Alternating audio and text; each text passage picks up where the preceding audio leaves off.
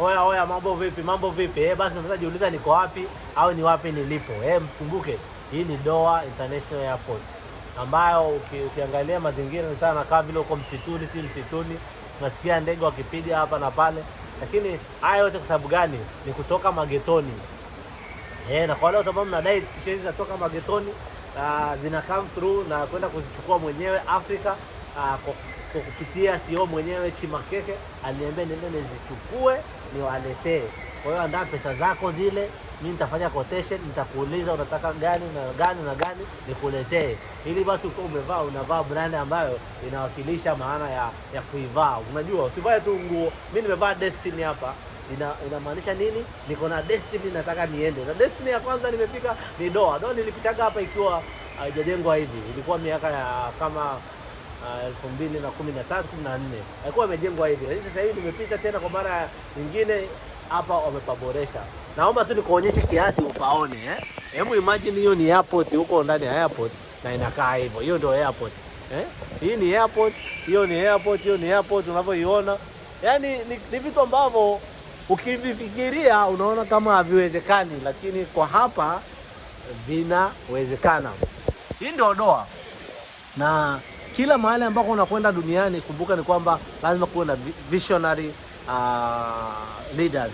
Na hawa leaders wa huku ni watu ambao walipiga hesabu wakaona pale sehemu fulani wametengeneza airport, wakaiweka nini. Hapa kuna mpaka treni ndani ya airport.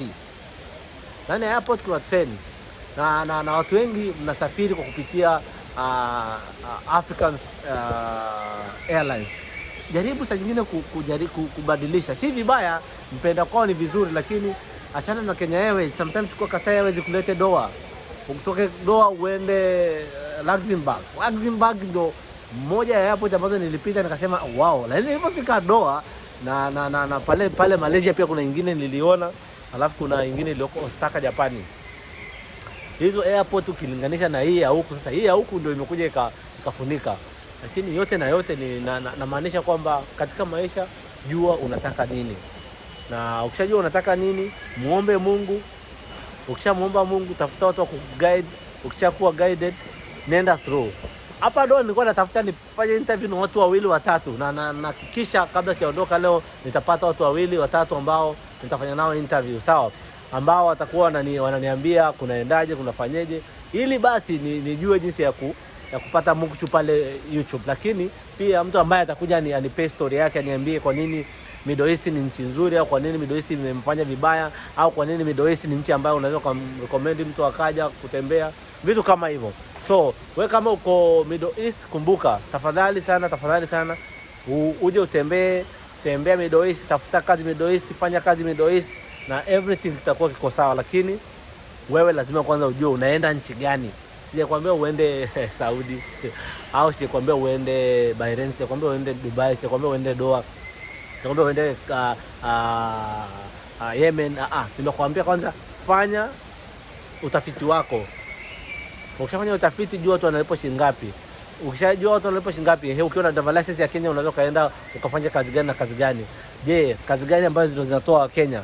Sasa mimi ndiye sasa Zablon nakuletea stories za Wakenya walioko Middle East. Wakwambie mtu alianza na mshahara wa 100, akaja 200, akaja 300, akaja 400, 500, 600 mpaka 10,000.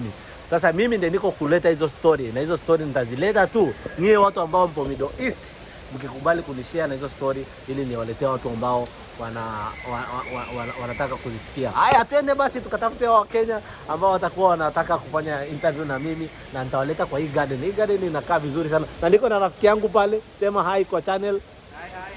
Watu msemkasahau ni rafiki, tumepatana kutoka Bahrain, tunaelekea Kenya, the same flight at 6 o'clock. Taomba tupatiwe seat the same, si ndio?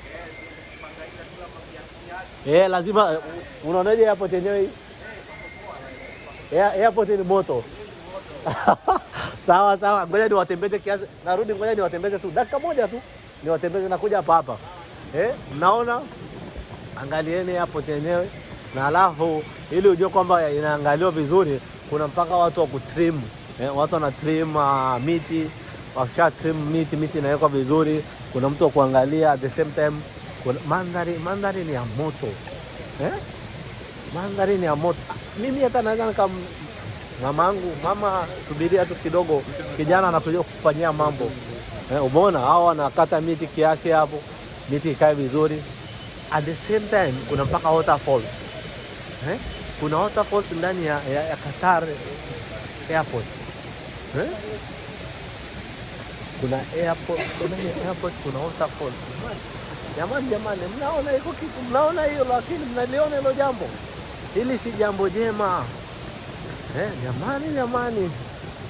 Kuna basi achana na yote, kuna mpaka fire extinguishers kama tuseme akatokea moto, kuna fire extinguisher. Haya sasa, angalieni jamani. Wapi unaweza ukapata vitu kama hivi? Qatar Doha, si ndio? Sasa mimi nimewaambia, nimewapigisha story sana. Tanzania ni muda wa kumaliza story. Ngoja niende nikamfuata rafiki yangu, na unaona unaruhusiwa mpaka uje ulale kwa garden kiasi. Lala garden, haina noma. Lala, jibambe, enjoy. So see you on the next video. Na nitaenda nikifika Nairobi. Kumbukeni nitafanya video pale kwa ile international airport yenu. Lazima tuifanyie review. Hiyo inaitwa live and direct review ya pale Jomo Kenyatta. Ili basi msije mkasema sikuwaambia. Sawa? Na hapo ngoja tupige picha.